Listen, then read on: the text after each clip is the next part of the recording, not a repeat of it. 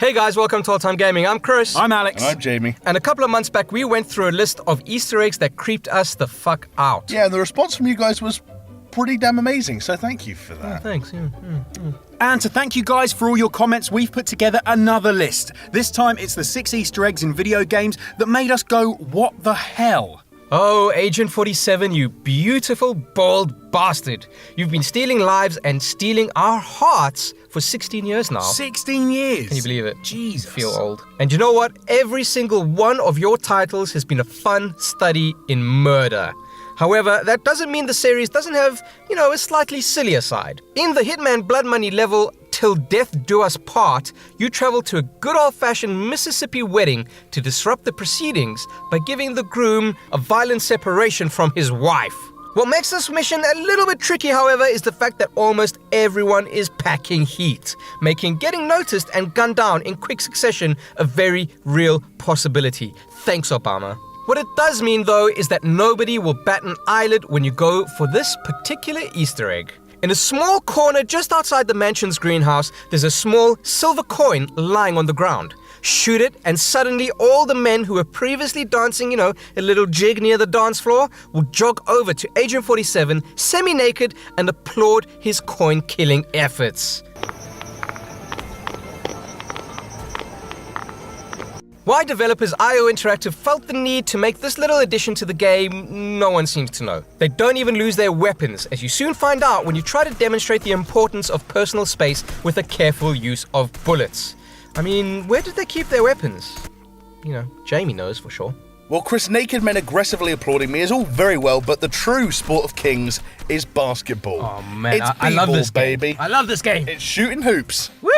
See there's the Rams dribbling around the court and Charlotte Hornets. Duncan Kobe and Shaq, LeBron.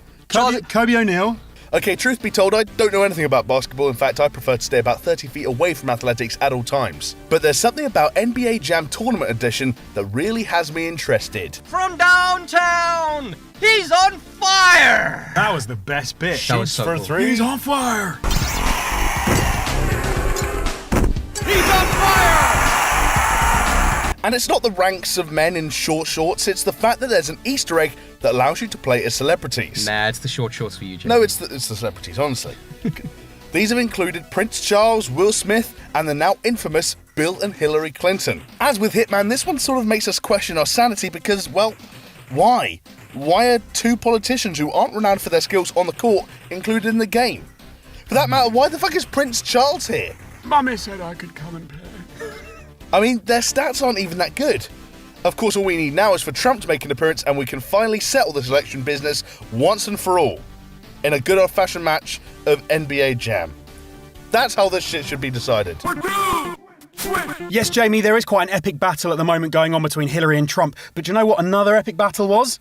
The Assassins versus the Templars in Assassin's Creed. In AC2, Ezio is on a quest to liberate a very fetching set of armour with which to impress the ladies of Renaissance Italy, when he comes across our third Easter egg. Ooh. While in the catacombs beneath Venice, Ezio can pause briefly to gaze at himself lovingly in the water, and why wouldn't he? He's a very attractive man. The problem is, if you stay there too long staring into those beautiful deep brown eyes, you'll notice some kind of thing swimming through the murk.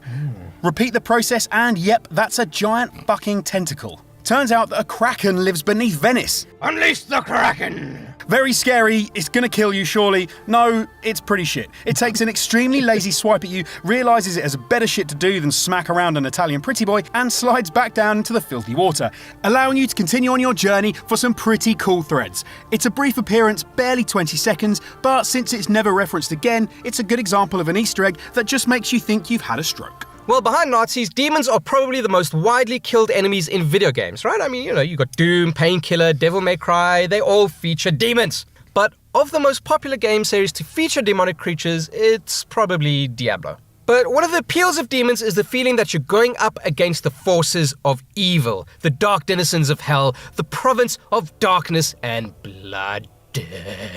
So imagine the surprise of fans of Diablo when in 2008, the artwork for Blizzard's third installment was revealed to be too, shall we say, colorful. Many fans accuse the style of being way too cartoonish, too bright, too undemonic. It seems that Blizzard took all of that color controversy, pumped it up to 11, and put it all in one secret level. Yeah! Yeah! If your character goes out of its way to obtain a black mushroom, Leoric's shinbone, liquid rainbow, Wirt's bell, gibbering gemstone, and the staff of herding, you will be granted an audience with the ghost of the Cow King. Touché. This is no time to be silly. The level of sparkling happiness and rainbows awaits you.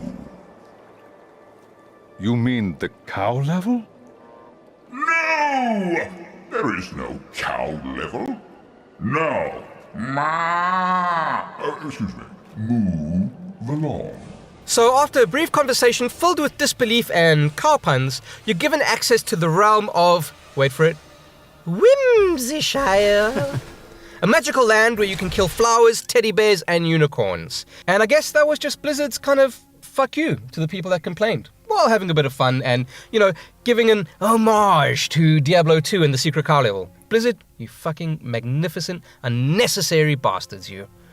How long did you stay there before you moved on?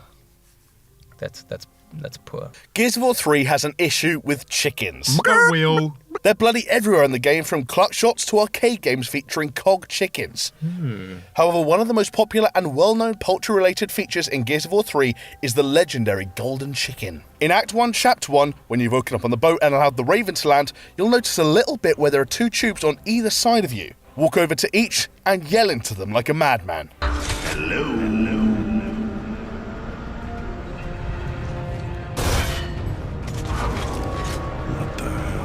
Now bear with us here, it's going to be worth it. Because you see that chicken? Mm-hmm. Good. Do what comes naturally and shoot the fuck out of it. You ready? Yeah? Just as well, because once you've filled it with enough holes, it will mutate into a giant, angry, fire-breathing golden chicken. Holy shit. He's fast, he's deadly, and he's not happy. That sounds like an awful, tagline for a movie. He's fast. He's deadly. He's not... He's like a poster boy for Peter. This is on this list because it's taken Epic's commitment towards our feathery friends to new heights. Then Marcus Phoenix displays his characteristic good nature and manners on defeating the chicken, and that's pretty much it. Why a golden lambent chicken? Who knows? Maybe someone at Epic had an unfortunate experience with the chicken once. Now, if there's one thing we've learned in the aftermath of the CSGO Lotto scandal, it's that people will do practically anything for a fancy new skin. Clearly, DICE and EA got this memo and included one of the most convoluted and tortuous Easter eggs possibly in gaming history. In Battlefield 4, on the Dragon Valley map, you'll find a pagoda pillar that has a faded skull pressed into the wood. Look just above that and you'll see a lantern that begins flashing on and off after a short wait. That, my friends, is Belarusian Morse code, which, once deciphered, reads, "Did you miss me? Good luck, JJJU." As Jack Frags pointed out, JJJU is one of the people behind other really complicated Easter eggs in the Battlefield series. Oh, but the hunt isn't over yet, oh no. Go to the temple and you'll find that some of the lanterns hanging beneath the awning are switched on. This is part of the clue. It's up to you to find switches in the map that will enable all the lanterns to be on at the same time. Restart the round and the configuration of lanterns that are on at the beginning changes. You have to find the switches and work out the order in which they have to be turned on. So let's say you do all that. You find the switches and you work out the correct sequence on paper. So what now? Go back to the pillar with the skull. Turn around and go behind the pillar opposite to find a keypad. Press any button to receive the next Morse code message, this time 4 minutes long, from the lantern. That message points to another map entirely, Graveyard Shift. If you go to the north and duck behind a boulder, you'll hear this noise. Speed that noise up and it's the song that characters Neeb sings from Battlefield Friends.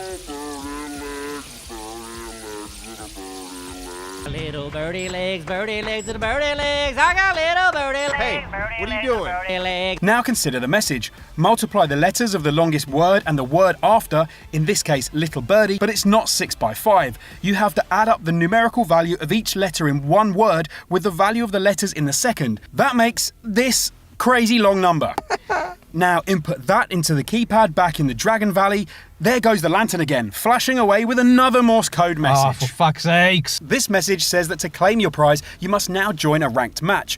Stand on the west side of the shaft of the water tower for 2 minutes and input the code given. Once you've done that, once you've jumped through all these ridiculous hoops, what is your reward? A fucking skin. It's DICE LA's rare skin, used only by developers, but still. I just wasted hours of my life on this bollocks, and it's just one skin. You know what's worse? You can't even follow tutorials online. You can't go through and put in the codes that someone else has put, because every damn time that codes change and you have to put your own unique code in order to get your skin. So if you can be bothered to do all of that, then fair enough. But some of you might just think, screw that. This is on here not because it confused us, but because I feel I've just wasted part of my life on this. A real what the fuck moment. Well, that's our list of 6 of the Easter eggs that made us question what we're doing with our lives. What about you? Did we miss any off the list? Let us know in the comments below. And while you're down there, don't forget to like and subscribe for more awesome content. And if you like this, why not check out another one of our videos, 6 terrifying jump scares. And we will see you next time.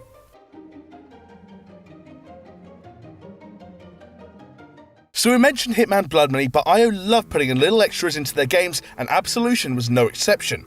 In the mission End of the Road, you escort Lenny Dexter into the desert for a quick interrogation about the location of Victoria, Agent 47's ward. Take a brief moment to glance around and you'll see 5 vultures just waiting for Lenny to pop his clogs. To unlock the Easter egg, run over to the vultures to cause them to take flight. Once airborne, you'll need to shoot all 5 of them down to trigger a special death sequence beyond the usual garrote bullet to the face.